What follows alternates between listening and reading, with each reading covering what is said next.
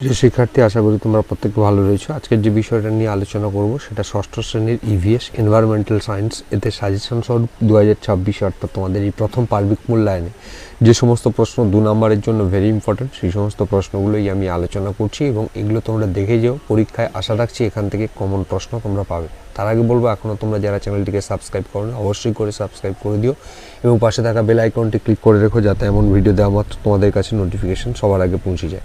শুরু করছি ভিডিও। প্রথম প্রশ্ন, পরাগ মিলন কাকে বলে? এর একটি গুরুত্ব লেখো 2 নম্বরের। 2 হচ্ছে ভৌত পরিবর্তন ও রাসায়নিক পরিবর্তনের মধ্যে 4টি পার্থক্য লেখো। 3 পাউরুটির গায়ে ফুটো থাকে কেন? Very important. ধাতু ও অধাতুর মধ্যে 2টি পার্থক্য লেখো, এটাও খুবই ইম্পর্টেন্ট, ধাতু ও ধাতুর পার্থক্য। 5 মিথজীবিতা কাকে বলে? উদাহরণ দিয়ে বুঝিয়ে দাও। মিথজীবিতা কাকে বলে? উদাহরণ দিয়ে বুঝিয়ে দাও। পরজীবী কাকে বলে? উদাহরণ দাও। 6 7 হচ্ছে হানিডিউ কি? 8 একটি রাসায়নিক ও ভৌত পরিবর্তনের উদাহরণ দাও যেখানে তাপ উৎপাদন হয়। 9 সাগর কুসুম ও ক্লাউন মাছের মধ্যে সম্পর্ক ব্যাখ্যা করো। 10 হাইড্রোজেন ও অক্সিজেন গ্যাসের ব্যবহার লেখো। 11 প্রাণীরা উদ্ভিদের ওপর নির্ভর করে, 2টি উদাহরণ সহ বক্তব্যটি বুঝিয়ে দাও। 12 তোমাকে বালি এবং লোহার মিশ্রণ দেওয়া হলো, তুমি কিভাবে পৃথক করবে?